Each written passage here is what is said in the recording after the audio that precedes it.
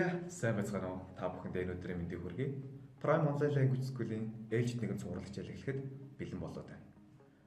Өнөөдрийн хичээлээр бүгдээрээ IELTS-ийн бичиг даалгаврын task 1 буюу эхний даалгаврын талаар ярилцсан. Энэ даалгавар нь болохоор 150 хүүхдэд 20 минутын дотор бичих эссений даалгавар байгаа юм. Та IELTS дээр авах 9 онооны 3 оноо энэ даалгавраас ирдэг байгаа. Жишээ нь энэ төрлийн даалгавар дасгал орж ирж болдог.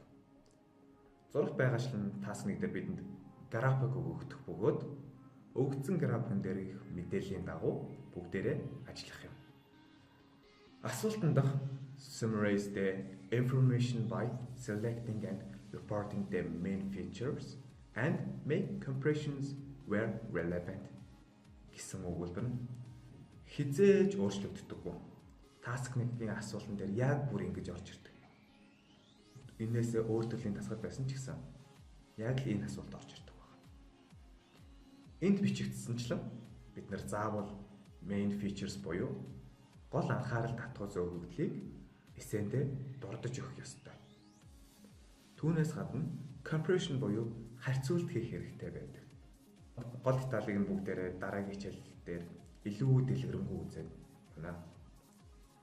Одоо харин болохоор ямар төрлийн графууд орж ирэх боломжтой байдгийг бүгдээрээ энэ дээр харъя. Эхлээд line graph. Дараагийнх нь болохоор bar graph. Энд болохоор диаграм байна. Сайн мэднэ шүү дээ. 10 жилдээ үзсэн. Энэ болохоор balloon graphic буюу pie chart. Миний хамгийн дуртай. Энэ болохоор хүснэгт бид сайн мэднэ шүү дээ. Хүснэгтэн дата. Хүснэгтэнд олон төрлийн дата өгөгдөж байна. Өгөгдсөн хүснэгтийг цаг хугацааны цуваагаар өгөгдсөн байна уу эсвэл үгүй юу гэдгээс нь шалтгаалаад хоёр ангилдаг байна.